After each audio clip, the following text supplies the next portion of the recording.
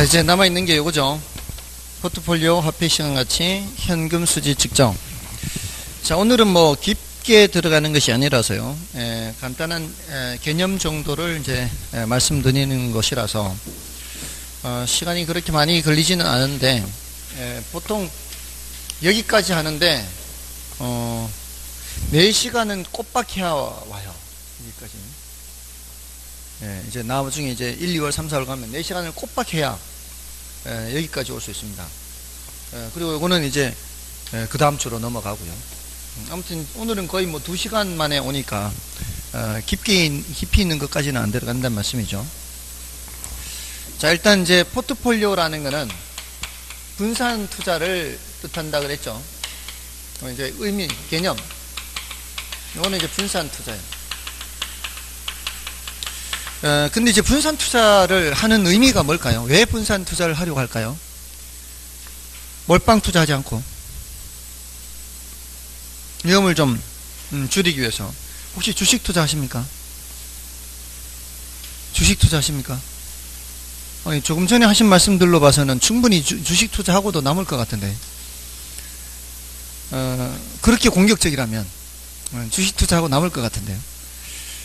주식 투자할 때 한 종목에 몰빵 투자하게 되면은 어떻습니까? 혹시라도 잘못되면은 다 그냥 마이너스가 될 수도 있죠. 근데 몇 개로 분산을 하게 되면은 혹시라도 이게 크게 마이너스가 나도 얘는 영향받지 않을 수 있죠. 반 틈만 영향받는 거죠. 뭐 그렇게 하면은 위험을 줄일 수 있는 거죠. 그렇죠? 자, 이 분산 투자를 통해서 얻으려는 효과는 뭐를 줄이려는 거예요? 위험을 줄이려는 겁니다.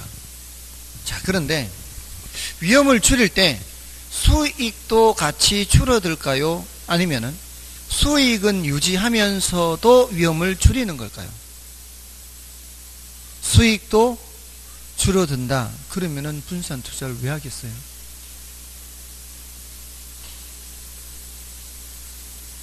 수익은 똑같이 유지되면서 위험을 줄이는 겁니다. 그게 가능하다는 거예요. 그러니까 뛰어난 거예요. 수익을 유지하면서 위험을 줄인다는 얘기입니다.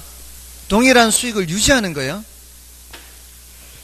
여러분들이 이제 크게 오해를 할 뻔했어요. 제가 이걸 질문을 안 했다면은.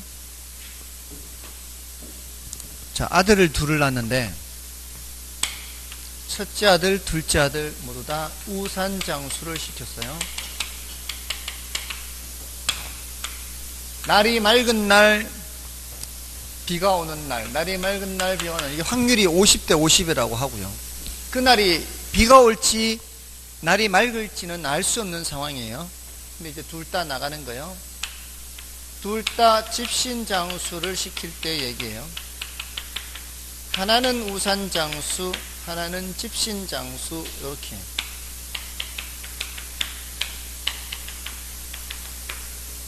자, 이랬을 때 이거 합계.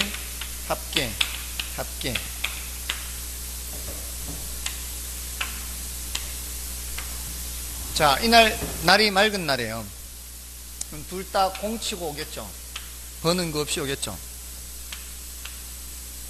자, 이날은 비가 왔어요. 둘 다 10만원씩 벌었다고 치면은 20만원 벌었죠. 이날 비가 왔어요. 또 이날은 공천날이에요. 자, 이런 식으로 자, 쭉 가면은 날이 맑은 날, 비가 온 날 확률은 50대 50이니까 평균적으로는 얼마 벌까요? 평균적으로 어떤 날은 공치고 이렇게 평균적으로는 10 벌겠죠. 자, 그러면 둘 다 집신장수를 시키면 이날은 둘 다 벌어 오겠죠. 이날은 둘 다 공치겠죠. 이날 또 둘 다 공치겠죠. 이날 둘 다 벌어 오겠죠. 이렇게 가면 평균적으로 얼마? 이것도 평균적으로는 10이죠. 자, 하나는 우산장수, 하나는 집신장수 시키면 첫날은 첫째는 못 벌지만 둘째는 벌어올 거예요. 둘째 날은 첫째는 벌어오겠지만 둘째는 공치고요. 셋째 날 얘는 공치지만 얘는 벌어오겠지만 얘는 공치겠죠. 이렇게 되지 않을까요? 합계 얼마 벌어와요? 평균 얼마? 평균 10이죠. 맞아요, 안 해요? 이게 뭐예요, 이게 수익이에요, 수익. 자, 이제 위험을 볼까요? 위험은 평균으로부터 떨어진 거리라 그랬죠? 10에서 10만큼 떨어졌고, 10에서 위로 10, 위로 10, 아래로 10. 평균에서 떨어진 거리가 다 10, 10, 10 돼 있죠? 편차가 10이 10. 여기서 평균에서 떨어진 거리가 10, 10, 10. 떨어진 거리가 전부 다 10이죠? 얘네들은 편차가 몇이에요? 표준 편차가 10이죠, 10. 자, 평균 10이죠? 편차가 어때요? 0. 편차, 표준 편차. 0, 0, 0. 위험이 있어요, 없어요? 위험이 없어요. 수익은 똑같이 유지되는데 표준 편차는 없죠? 뭔 뜻인지 아시겠어요? 분산 투자를 통해서 뭐는 유지하면서도 수익은 유지하면서도 뭐를 줄이겠다는 얘기예요? 위험을 줄이겠다는 얘기예요. 됐나요? 이게 분산 투자예요. 그렇죠? 각각은 편차가 있을진 몰라도 전체적으로 결합해버리면 이렇게 편차가 없어지게 돼요. 그래서 우리가 분산 투자를 한다는 것은 혹시라도 얘가 좀 떨어졌을 때 다른 하나가 안 떨어지기만 해도 위험을 줄여요. 근데 위험을 더 줄인다면은 얘가 올라가 주는 거예요. 이쪽이 떨어졌을 때 얘가 올라가 주면은 늘 안정적인 수익을 얻을 수가 있어요. 안정적인 수익이라는 게 뭐예요? 이 수익을 유지하면서의 말이에요. 이 수익을 유지하면서 위험을 줄인다는 거죠. 자, 이런 경우는 위험이 전혀 없죠. 편차가 전혀 없잖아요. 이런 경우가 나중에 할 거예요. 나중에 상관계수가 마이너스 1인 경우에요. 완전히 반대 방향으로 움직이면서 얘하고 얘가 그 편차가 완벽하게 사라지게 하는 거예요. 이럴 때가 상관계수가 마이너스 1이에요. 이러면 완벽하게 위험을 줄일 수가 있어요. 가장 좋은 경우죠. 근데 이 가장 좋은 경우는 숫자로만 가능한 얘기고요. 현실적으로는 불가능하다고 보면 돼요. 숫자로만 이렇게 이제 나타낼 뿐이에요. 지금 아주 좋은 예를 지금 제가 이 숫자를 예를 들어 드린 거예요, 사실은. 자, 아무튼 위험을 줄이기는 줄이는데 뭐를 유지하면서 줄인다? 수익을 유지하면서 줄이는 거예요. 그러니까 분산 투자의 의미가 있는 거예요. 다음에 위험을 줄이기는 줄이는데 애석하게도 모든 위험을 줄일 수 있는 게 아니에요. 줄일 수 있는 위험도 있고 줄일 수 없는 위험이 있어요. 이거는 이제 줄일 수 있는 위험을 다 줄인 거예요. 여기는 표시가 안 돼 있어요. 줄일 수 없는 위험이 있다는 게 여기는 표시가 안 돼 있어요. 뭔가 하면은, 자, 분산 투자 하라고 해서 제가 이 주식도 담고 저 주식도 담고 포트폴리오에 그 목록에, 아까 포트폴리오가 원래 목록이라고 그랬죠. 그 목록에 A 주식도 담고 B 주식도 담고 C 주식도 담고 이렇게 해서 분산 투자를 했어요. 근데 세계 금융위기가 터졌어요. 세계 금융위기 이런 거 터지면 어떻습니까? 그날 우리 증권거래소의 주식이 다 떨어지죠. 다 영향받지 않는 주식이 없어요. 다 영향받아요. 이런 종류의 위험, 세계 금융위기라는 종류의 위험, 이런 위험은 분산 투자해봤자 의미가 없죠. 왜? 다 영향받으니까. 모든 주식에 공통적으로 다 미치는 이런 종류의 위험은 줄일 수가 없어요. 다 영향을 받을 수밖에 없어요. 그죠?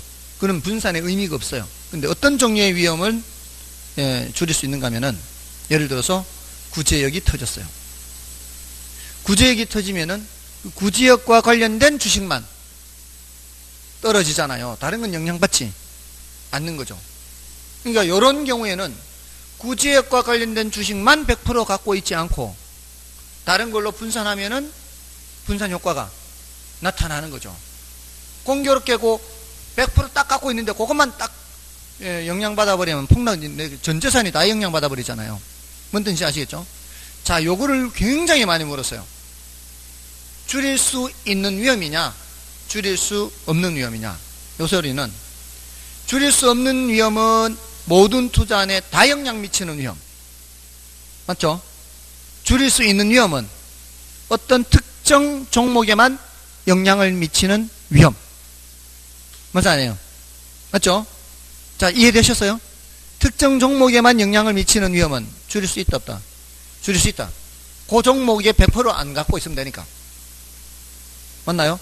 모든 투자 안에 공통으로 미치는 위험. 듣고 있죠? 모든 투자 안에 공통으로 미치는 위험은 요거는 줄일 수가 없다. 자, 요거를 표현을 어떻게 하느냐? 시험 칠 때는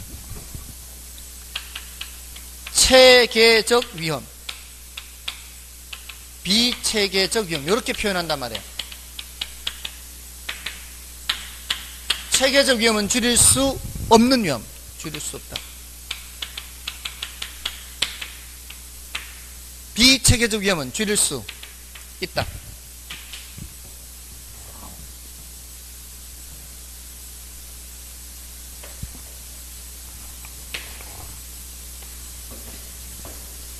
자, 표현을 이렇게 하기 때문에 이걸 알고 있어야 돼요. 체계적 위험은 모든 투자 안에 공통으로 미친다. 그렇지 않다. 얘는 공통으로 미친다. 그러니까 줄일 수가 없어요. 근데 비체계적 위험은 모든 투자 안에 공통으로 미치는 게 아니에요. 특정 종목만 영향을 미치는 거예요. 그러니까 줄일 수가 있어요. 그를 번역해서 생각을 해야 돼요. 체계적 위험하면 모두다. 비체계적 위험하면은 특정 종목만. 이렇게 번역을 해서 생각을 해야 돼요. 자, 그러면 비체계적 위험을 줄일 수가 있는데 얘를 가능한 한 많이 줄이는 게 좋겠죠. 줄일 수 있는 한.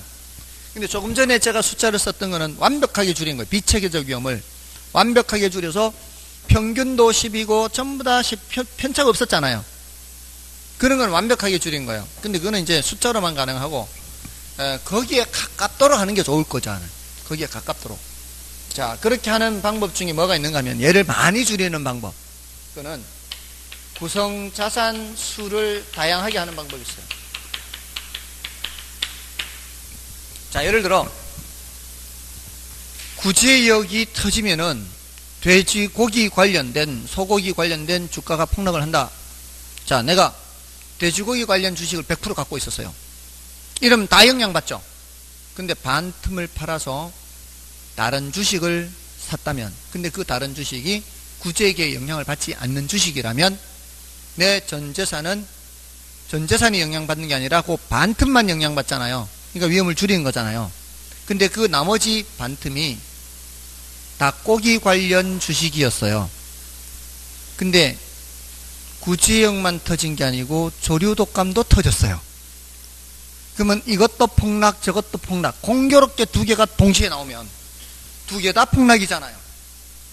그러면은 내가 이렇게 갖고 있지 않고 세수로 나누어 가졌다면 요거 3분의 1, 3분의 1, 3분의 1 하면은 구제역 조류독감 공교롭게 터져도 전 재산이 영향받는 게 아니라 3분의 2만 영향받고 3분의 1은 영향 안 받을 수 있죠. 이런 식으로 다양하게 하면은 돼지고기 4분의 1, 소고기 조류독감 4분의 1 이런 식으로 4분의 1 이렇게 나누어서 가지면 가질수록 어떻게 해요? 영향받는 타격은 적게 되겠죠. 그래서 구성자산수를 다양하게 할수록 위험을 줄일 수 있다는 겁니다. 영향을 적게 받을 수 있다는 거예요. 됐죠?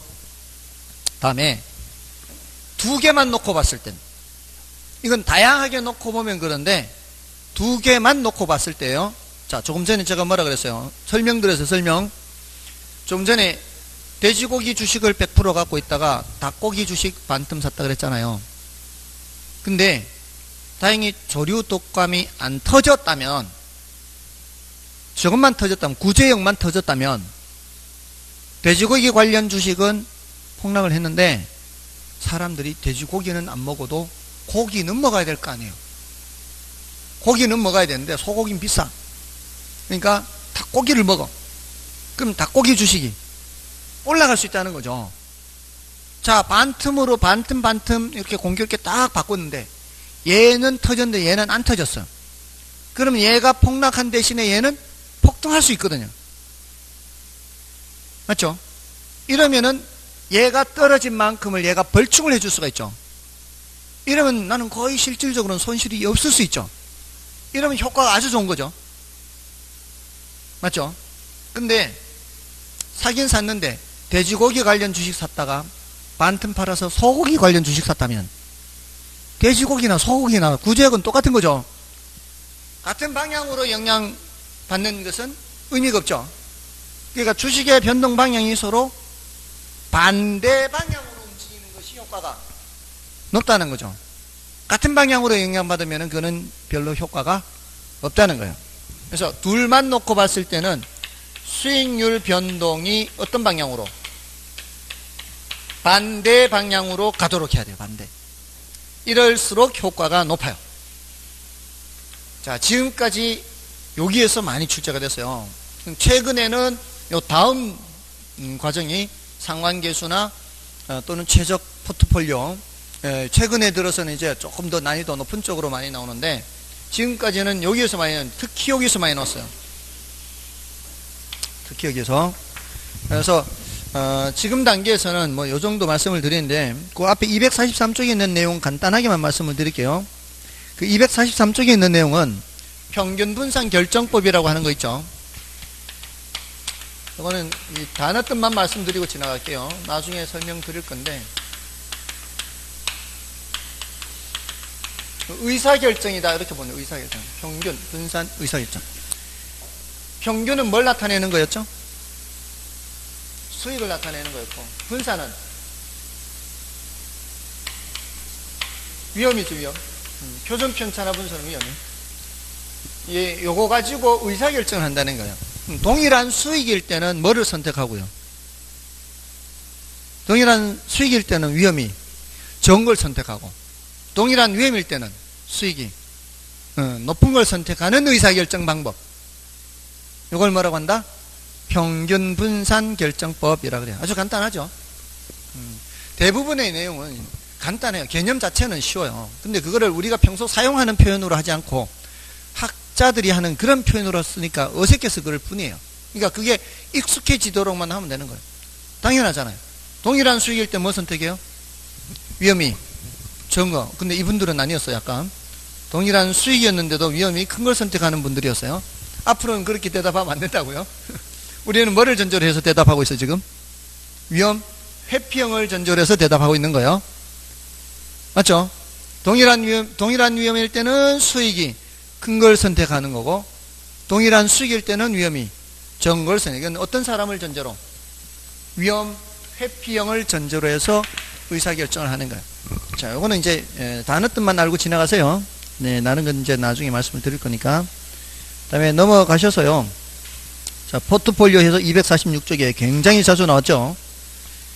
246쪽에 포트폴리오는 굉장히 자주 나왔어요. 그 먼저 괄호 1번에 전통적인 자산 3분법이 있죠. 그 전통적인 자산 3분법은 자산을 세 수로 나누어 가지란 얘기거든요. 괄호 1번에 표가 있고요. 그것은 이제 그 세 가지가 뭔가 하면 그 표에 세 가지 있죠. 표에 부동산, 예금, 주식 이렇게 세 가지가 있죠. 맞나요? 그 세 가지에서 각각의 단점이 있죠. 부동산은 무슨 단점? 지금 246쪽이에요. 부동산은 무슨 단점? 황금성의 단점. 예금은 수익성, 주식은 안전성의 단점이 있죠. 그러니까 이거를 보완하기 위해서 세수로 적당히 나누어 가지라는 거예요. 너무 어느 한쪽에만 치우치지 말고. 근데 그게 3분의 1을 뜻하는 것은 아니에요. 적당히 나누어 가지라는 얘기거든요. 그러니까 옛날에도 그런 포트폴리오 이론이 있었어요. 그것도 일종의 포트폴리오예요. 전통적인 자산 3분법도 포트폴리오인데 얘하고의 차이는 뭔가 하면은 얘는 정말 뛰어난 거예요. 얘는 주식의 몇 퍼센트, 부동산의 몇 퍼센트, 예금의 몇 퍼센트까지 얘기해주는 이론이 포트폴리오 이론이에요. 적당히 나누어 가지라 얘기 안 해요. 그런다고 해서 최상의 선택을 한다는 보장은 없거든요. 전통적인 자산 3분법은. 근데 이게 포트폴리오 이론은 정확하게 몇 프로까지 얘기해 주니까 엄청 뛰어난 이론이죠. 물론 우리는 몇 프로까지는 공부 안 해요. 이론적으로 더 뛰어난 것이다 라는 정도만 알고 계시면 되고, 전통적인 자산 3분법도 무엇의 하나다? 포트폴리오의 하나다 라는 정도예요. 근데 그거는 최상의 상태를 보장하지는 못하는 거예요. 그래서 포트폴리오가 등장했고요. 포트폴리오에서는 좀 전에서 말씀드린 것처럼 요거 위험을 줄이기는 줄이는데 247쪽에 있죠. 그 체계적 위험과 비체계적 위험, 지금 단계에서는 그거 구별만 하시라고요. 아시겠죠? 그래서 248쪽이나 249쪽 뒤로 넘어가면은 난이도가 높아요. 이건 나중에 해야 돼요. 1, 2월 달에도 섣불리 할 수 없는 내용이에요. 3, 4월 정도는 가야 할 수 있는 내용이니까 넘어가십시오. 자, 넘어가시고, 자, 이제 뭘 보시는가 하면은 260쪽에 화폐의 시간 가치를 보시면 돼요. 260쪽에 화폐 시간 가치.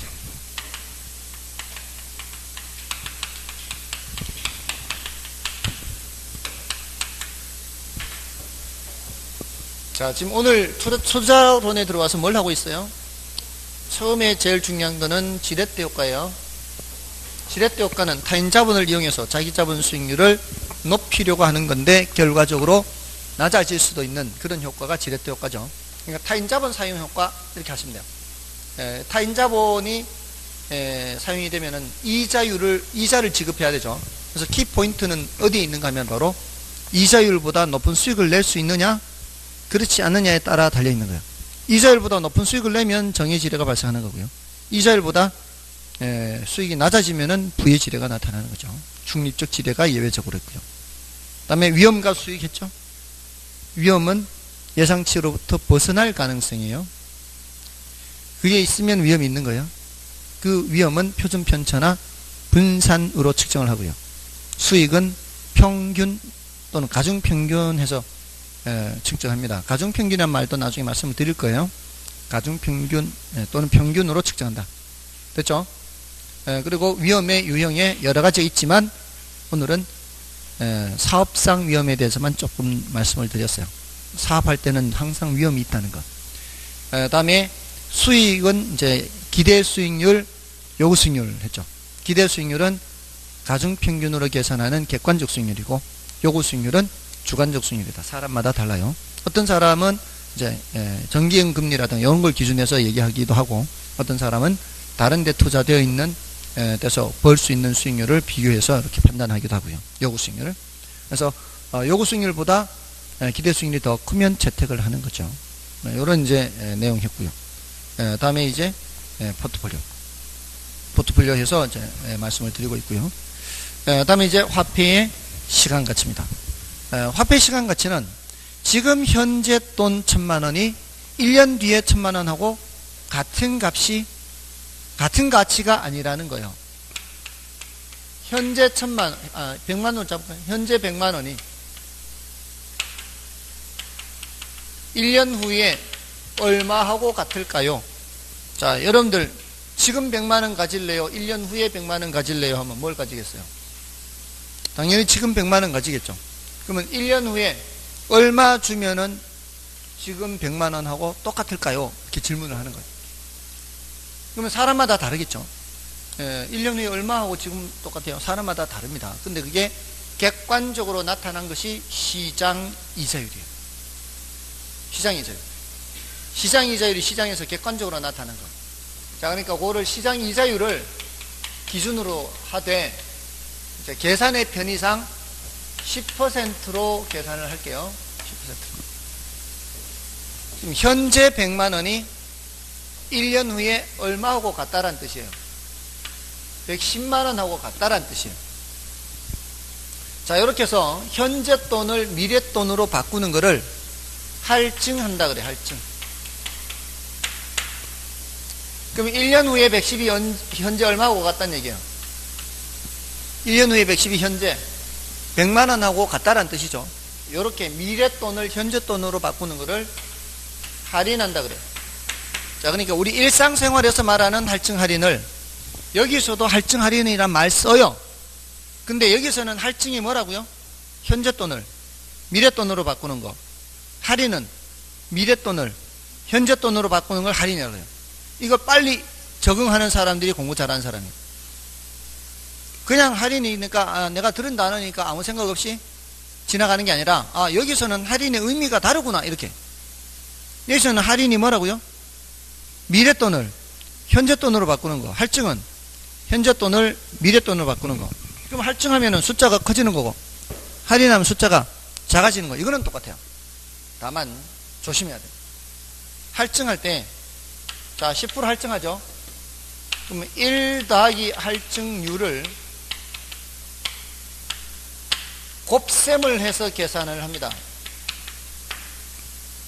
10%를 계산해서 더하는 게 아니고요. 물론 그렇게 해도 관계는 없는데 편의상 이렇게 하는 게 훨씬 편해요. 할증률이, 이자율이 할증할 때는 할증률이 되고요.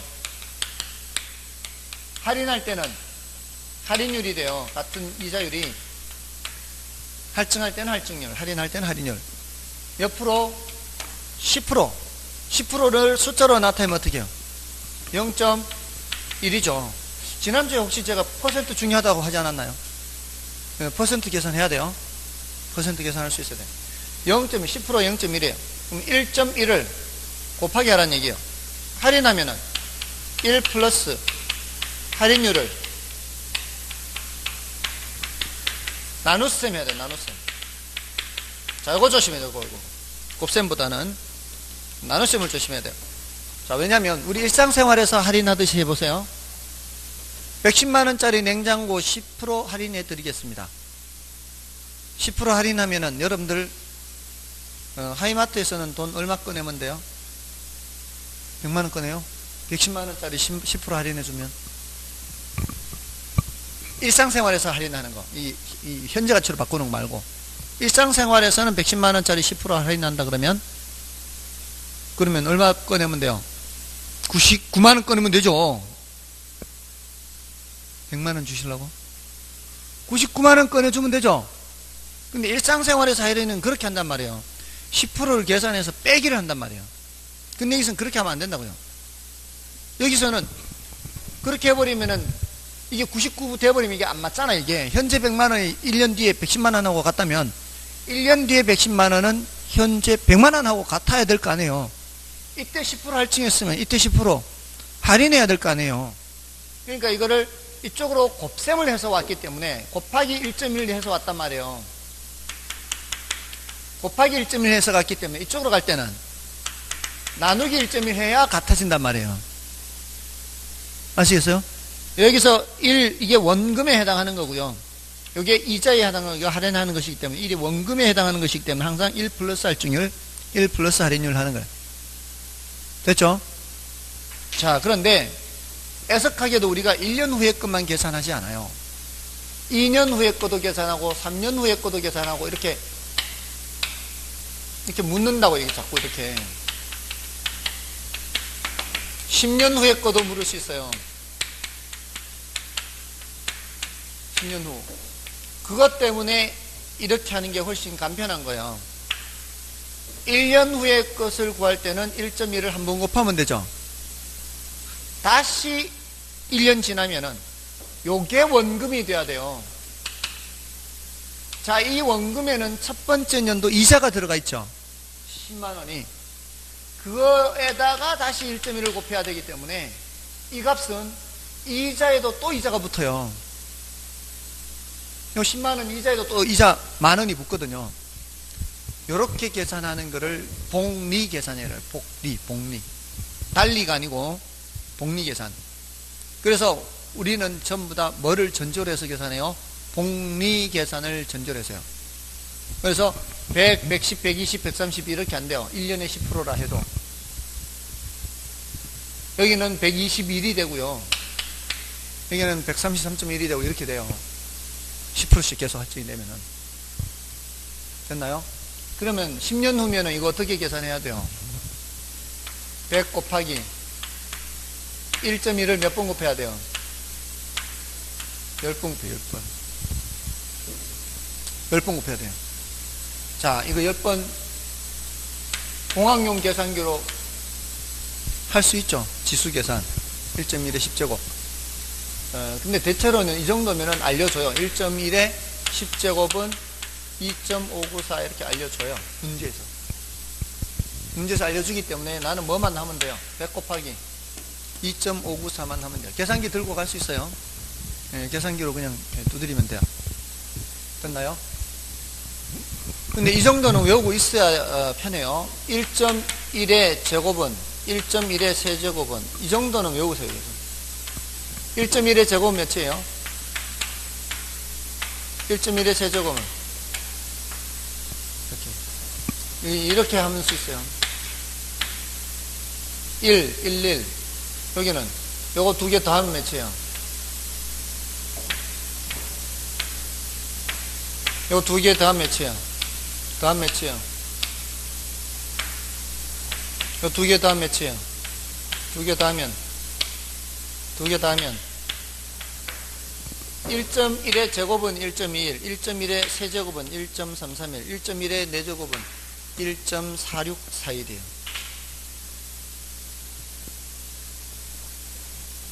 자, 아무튼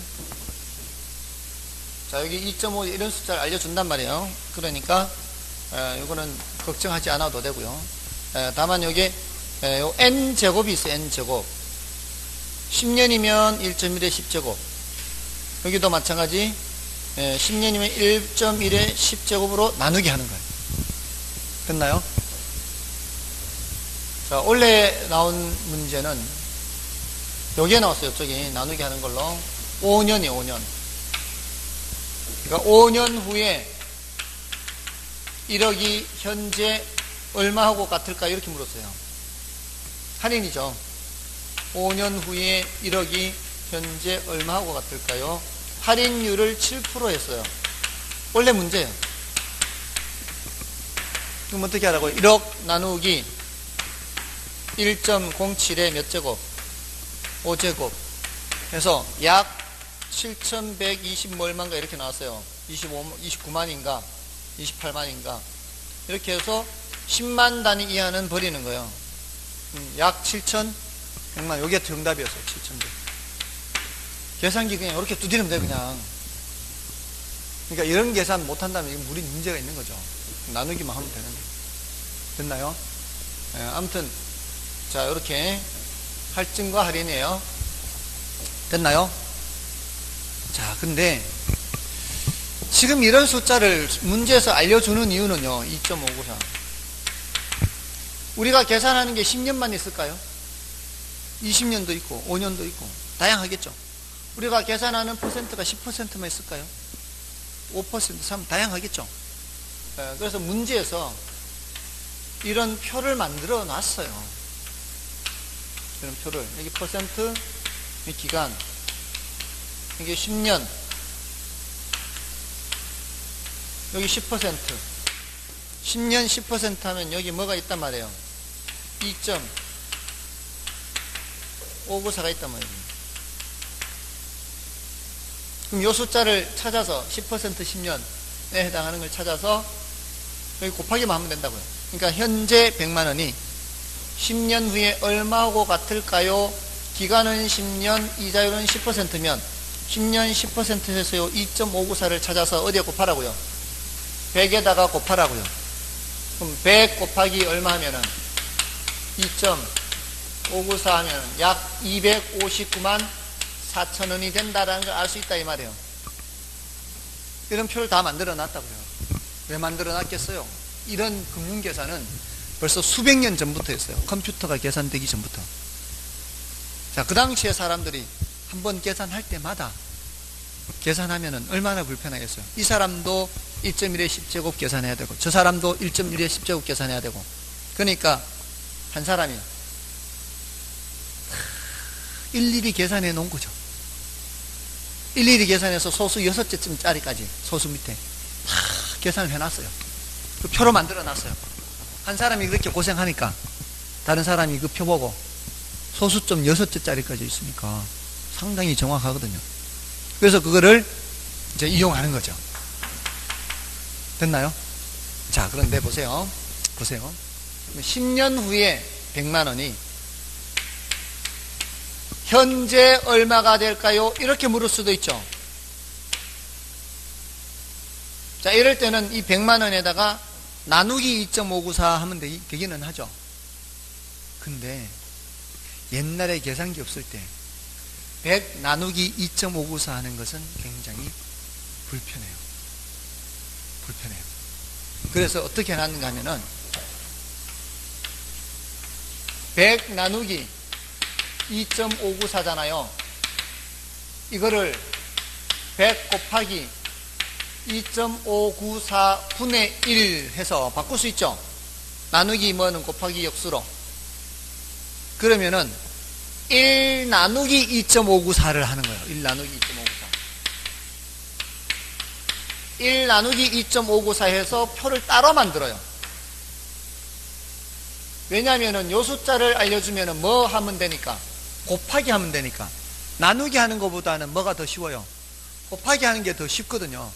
그래서 요렇게 해가지고 표를 따로 만든 거예요. 여기 10년 10%인데 요 위치에 있는 숫자는 요 위치에 있는 숫자의 역수의 역수. 여기는 1 나누기 2.594라고요. 그 숫자가 0.3855예요. 이미 표를 만들어 놨다고요. 뭐 하는 숫자를 알려주는 거예요?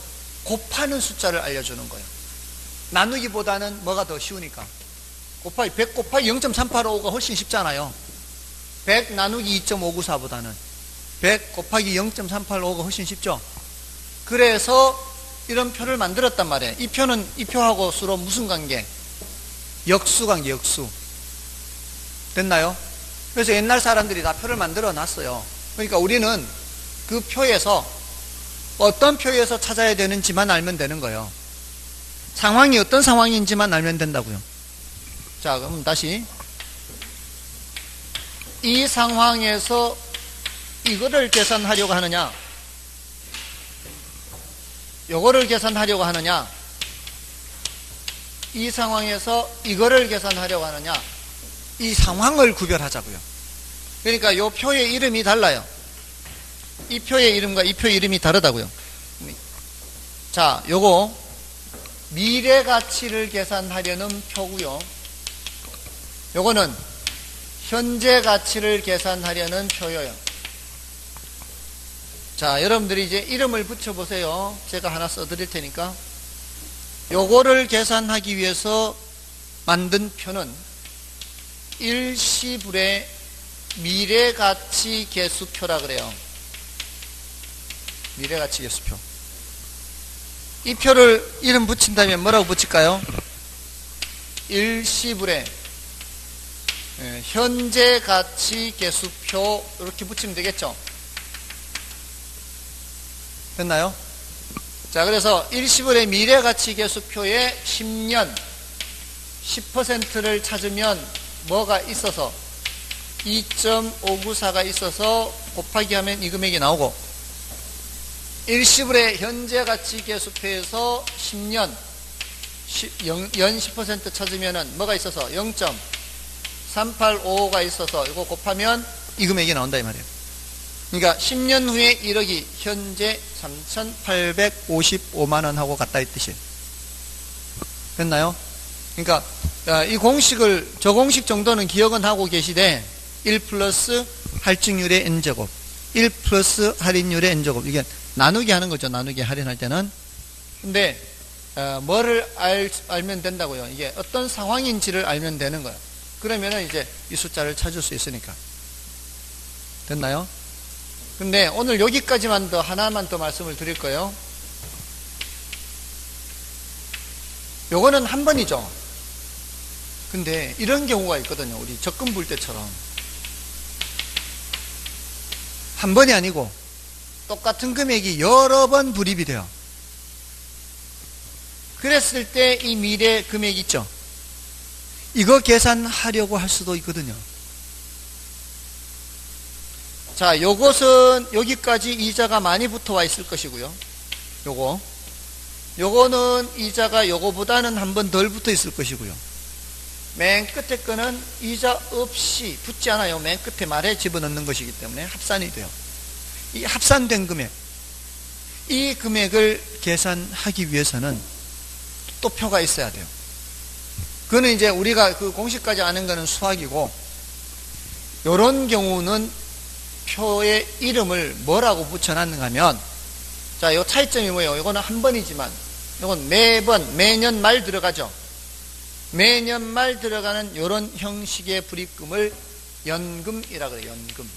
연금 형식으로 불입된다 그래요. 연금 형식으로 불입되는데, 미래 가치를 알고 싶은 거예요? 현재 가치를 알고 싶은 거예요? 미래 가치를 알고 싶은 거죠.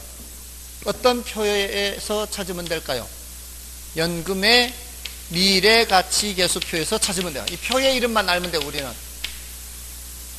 이거하고 이거 구별이 되죠, 지금? 구별만 할 수 있으면 된다고요. 자, 그럼 여기서는 매년 말 불입되는 금액이 있는 건 똑같아요. 근데 언제적 금액이 궁금해요? 현재 금액이 궁금해요. 이거 할인해서 더하는 거예요. 자, 이 표의 이름은 뭐라고 붙일까요? 연금의 현재 가치 계수표 하면 되겠죠. 얘하고 구별만 할 수 있으면 돼요. 자, 그러면 예를 들어 볼게요. 매년 말 1억씩 1억씩 집어넣으면은 10년간 집어넣으면은 원금이 얼마예요? 10억이겠죠. 매년 말 1억 1억씩 10번을 집어넣으면은 10억이겠죠. 근데 이때 돈을 찾게 된다면 뭐까지 얹어서 찾아야 돼요? 이자까지 얹어서 찾아야 되겠죠. 그러면 10억보다는 더 많겠죠. 그거를 추측할 수 있어요. 아, 이 숫자는 10번이니까 10보다는 크겠네 정도는 예측할 수 있어요. 실제로 10년 10%에 해당하는 연금 미래가치 계수표에 가서 숫자를 찾으면 15.94가 나와요. 15.94. 그 소리는 뭐예요? 1억 1억 1억씩 10% 이자율로 적금을 붓게 되면은 10년 후에 얼마를 찾을 수 있다? 15억 9,400만 찾을 수 있다는 얘기예요. 원금은 10억이지만 이자가 붙어서. 됐나요? 근데 그 표만 알면 되는 거예요. 우린 수학을 할 필요는 없어요. 다음에 이런 경우는 보세요. 이게 10년이면 10번이죠. 10번. 한 번, 두 번, 10번. 맞나요? 자, 그러면 원금만 따지면 10억이죠. 자, 내가 복권에 당첨됐어요. 매년 말 1억씩 받을 수 있는 복권이에요. 근데 그거를 지금 한꺼번에 받고 싶어요. 이러면은 10억보다 더 많이 받겠어요? 더 적게 받겠어요? 적게 받겠죠? 그럼 이 숫자는 10보다는 적겠죠? 이게 1억, 1억, 1억 이렇게 되니까. 여기에다 1에다가 곱하는 숫자를 문제에서, 저 표에서 나타내고 있거든요. 실제로 10년 10% 연금 현재가치 계수표에 가서 숫자를 찾으면 6.145가 나와요. 그 뭔 뜻이에요? 1억에다가 6.145로 곱하면은 6억 1,450이죠. 그러니까 원금은 10억이지만 미리 받기 때문에 10억보다는 적은 금액을 받게 된다 이 말이에요. 이거는 원금은 10억이지만 나중에 받기 때문에 10억보다는 많이 받게 돼서 15억 9,400이 되는 거죠. 됐나요? 그래서 어떤 표에서 찾아야 되는지만 알면 된다고요. 그러니까 이 표를, 이 모양을 잘 기억하시라고요. 이런 경우에는 무슨 표에서 찾아야 돼요? 이렇게 한 번이니까 일시불이고 언제 금액을 구해야 되니까 현재 금액을 구해야 되니까 일시불 현재가치 계수표에서 찾아야 돼요. 이런 식으로 아시겠죠? 이렇게 매 기간 불입되는 금액이 있으면 뭐가 들어가야 돼요? 연금이 들어가야 되죠. 이때 금액이 궁금해요. 무슨 표에서 찾아야 돼요? 연금의 미래가치 계수표에서 찾아야 돼요. 됐나요? 자, 여기 이제 화폐 시간같이 6개 중에 4개 했어요. 4개.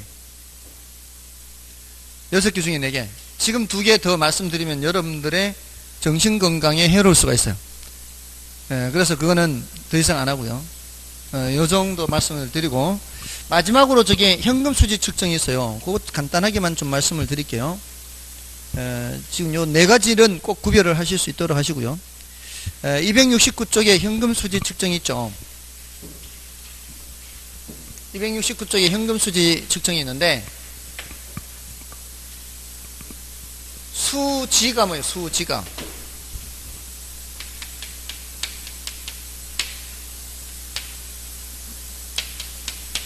연예인 이름이 수지가 아니고요. 여기서는 돈이 들어오고 나가는 거를 말해요. 수는 들어오는 거, 지는 나가는 거요. 돈이 들어오고 나가는 거를 아까 소득 이득과 관련한 것이 있고요. 자본 이득과 관련한 것이 있어요. 아까 소득 이득이 뭐라 그랬어요? 임대료 수입. 자본 이득은 시세 차익. 듣고 있죠? 자, 임대료 수입과 관련된 소득 이득 관련해서는 영업수지 계산이라고 그래요. 이건 지분 복귀액 계산이라고 그래요. 나한테 떨어지는 돈. 나한테 얼마 떨어지느냐. 요게 중요해요. 요게 엄청 중요해요. 굉장히 중요해요. 굉장히 중요해요. 그리고 여러분들이 꼭 필요해요. 나중에 이거 중개 실무를 하시려면은 이게 꼭 필요해요. 시험 칠 때만큼 계산할 필요는 없어요. 실무할 때는. 근데 시험 칠 때 이걸 이론적으로 좀 들어두면은 브리핑 할 때 훨씬 부드럽게 브리핑을 할 수가 있어요. 이거 꼭 필요해요. 이 실무를 하려면은. 근데 이제 물론 처음부터 이거 잘 되는 건 아니니까 어떤 경우에는 전화가 와요. 이거 어떻게 계산하면 돼요? 실무하다 말고. 그때는 제가 AS 해드려요. 그 AS 기간 한 1년에서 2년 정도. 그 정도만 1년만 지나면 다 해요. 왜냐하면 그 포맷이 있거든. 포맷이 있어서 엑셀로 다 돼 있어서요. 숫자만 집어넣으면 계산은 자동으로 돼요. 엑셀 다들 아시죠? 그 이제 얼마에 사고 뭐 이렇게 숫자 따다다다 집어넣으면 수익률이 몇 프로 딱 나와요. 그러면 이제 그 해석만 해주면 돼요. 해석만. 근데 그 해석해 주려면은 여기서 좀 배우면은 훨씬 더 쉽게 설명을 할 수가 있어요. 아무튼 영업수지 계산, 요거는 이제 아까 우리 수익성 부동산이라고 생각한다 그랬잖아요. 수익성 부동산. 자, 제가 20칸 있는 원룸주택을 갖고 있어요. 20칸. 근데 거기에서 영업수지 계산하는 거예요. 한 칸당 500만 원이 들어와요. 1년에. 1년에 방 한 칸당 500만 원 들어오면은 내가 총 얼마를 벌 수가 있을까요? 20칸이면 한 칸당 500만 원. 1억이죠, 1억. 1년에 500이니까. 1년에 500이고 방은 20칸. 맞나요? 그러면 그게 바로 뭔가 하면은 가능총소득 하는 거예요. 가능총소득은 임대료 곱하기 임대 단위 수요. 임대료 곱하기. 그래서 500만 원 곱하기 20칸 해서 얼마예요? 1억이죠. 이게 가능총소득이라 그래요. 왜 가능총소득이라 할까요? 가능총소득이라는 것은 가능한 100%라는 뜻이에요. 최대한. 가능한 최대한. 근데 1억이라는 돈이 내 주머니에 들어온다는 보장이 있을까요? 왜 없을까요? 왜 없을까요? 밀리는 거. 있어요. 또. 나가는 거요. 공실. 방이 안 차는 경우. 방이 안 차요. 그게 만기가 돼서 나간 이후에 방이 비어 있거나 아니면 건축한 지 한참이 지났는데도 들어오는 사람이 없는 경우. 그런 경우는 돈이 안 들어오겠죠. 그래서 이게 이만큼 들어온다는 보장이 없고요. 거기만큼을 빼야 내가 손에 잡는 돈이 돼요. 그걸 유효총소득이라 그래요. 예를 들어서 9천만 원이다. 이 9천만 원 발생하는 이유가 여기 공실이 있을 수 있고 월세 밀린다 그랬죠. 그게 불량부채 충당금이라 그래요. 또는 기타 소득이라 그래요. 기타 소득. 대손 충당금이라 그래요. 대손 충당금. 손실. 근데 이제 기타 소득이 있어요. 기타 소득은 더해요. 예를 들어 주차장 수입, 자판기 수입, 이런 거는 내가 잡는 돈이죠. 그래서 요 가능총소득 9천만 원의 의미는 내가 얼마는 손에 잡았다는 뜻이에요. 9천만 원은 손에 잡았다는 뜻이에요. 그죠? 이거는 손에 못 잡으니까. 이 소리는 뭐예요? 9천은 내가 구경한 돈이에요. 들어오는 돈을 요 수익성 부동산을 관리하기 위하여 따로 만들어 놓은 통장이 있다면 그 통장에 입금을 다 하는 거예요. 그럼 1년간 입금 총액이 얼마란 뜻이에요? 9천만 원이에요. 입금 출금 나오잖아요. 그 입금 총액이 얼마란 얘기예요? 9천만 원. 통장에 찍힌 돈입니다. 그러니까 내가 구경한 돈이죠. 구경한 돈이니까 뭐예요? 유효. 일단 내가 구경한 돈. 자, 여기서 세 단계로 빼요. 세 단계. 잘 들어야 돼요. 어떤 업체든 마찬가지예요. 삼성전자든 구멍가게든 항상 돈을 뺄 때는 세 단계로 빼요. 제일 먼저 경비를 빼요. 경비를 안 빼면 운영이 안 돼요. 직원 월급 줘야 되고 전기요금 줘야 되고 관리비 줘야 되고 임대료 줘야 되고 이거 밀려버리면 끊겨버리죠. 경비가 지출이 안 되면 운영 자체가 안 돼요. 운영을 하기 위해서는 제일 먼저 뭘 빼야 된다고요? 영업경비 또는 운영경비라고도 해요. 그 다음에 뭐를 갚을까요? 빚을 갚아요. 빚. 경비도 못 지불하는 상황에서는 빚 갚는 거는 불가능해요. 경비를 지출을 해야 뭐를 갚을 단계가 오는 거예요? 빚을 갚을 단계가 돼요. 빚 갚는 거예요. 빚. 자, 근데 나중에 이게 빚이 아니고요. 이렇게 부채 서비스액이라고 표현을 해요. 지금 단계는 뭐라고 하더라도 빚이라고 하더라도 이게 나중에 시험 볼 때 이렇게 해요. 자, 첫 번째 뭘 빼고요? 경비 빼고 다음에 빚을 갚고 마지막에 뭐를 내야 될까요? 국가에다가 세금을 내야 돼요. 항상입니다. 항상 2단계로 내려가는 거예요. 어떤 사업을 하든 마찬가지예요.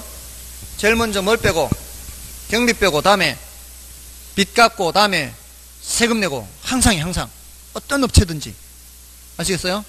자, 다시 제일 먼저 뭘 빼고 경비 빼고 다음에 빚 갚고 세금 내고 이 세 단계. 일단 내 주머니에 손에 잡은 돈이죠.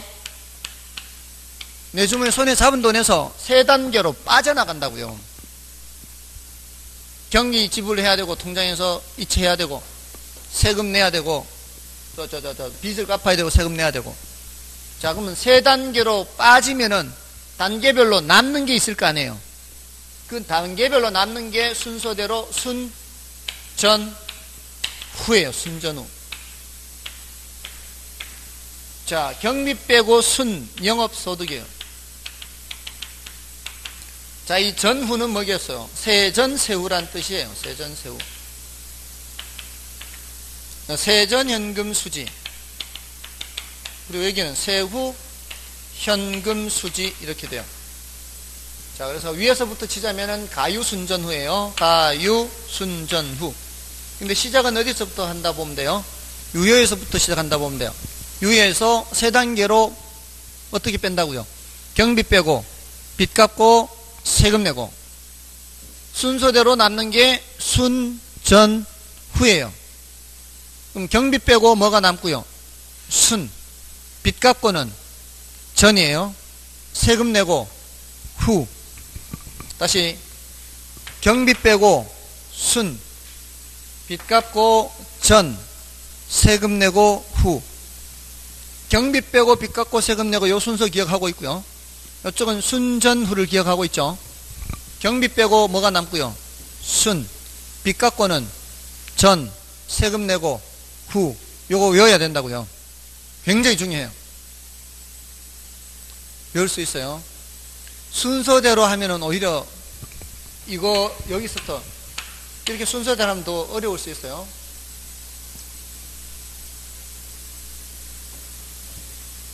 가유 순전했고 유에서 경비 빼고 빚 갚고 세금 내고 순서대로 순전후. 경비 빼고 순, 빚 갚고 전, 세금 내고 후. 됐나요?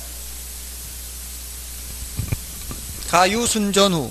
그 다음에 경비 빼고 빚 갚고 세금 내고. 유에서부터 출발해서 순서대로 순전후가 남는 거예요. 뭘 먼저 빼고? 경비 빼고 뭐가 남고? 순. 그 다음에 빚 갚고 전, 세금 내고 후. 이렇게 틀을 기억하는 게 더 중요해요. 나중에 이 용어를 더 자세히 하더라도. 됐나요? 됐습니까? 자, 여기까지. 자, 오늘은 여기까지 하고요. 여기 지금 요거는 안 했어요. 중요도가 조금 낮아서 지분복귀 계산은. 이게 훨씬 중요하니까. 영업수지 계산 공식은 반드시 와야 돼요. 아시겠죠? 다음 주에 확인해 보겠습니다. 그래서 우리 교재에서는 271쪽이고 영업소득세 계산 위에까지 세후현금 수지까지만 말씀을 드렸어요. 이번 단계에서는 뭐 이 정도만 해도 충분하다고 볼 수 있습니다. 됐죠? 여기까지 하겠습니다. S였습니다. 다음 주에 뵙겠습니다. 감사합니다.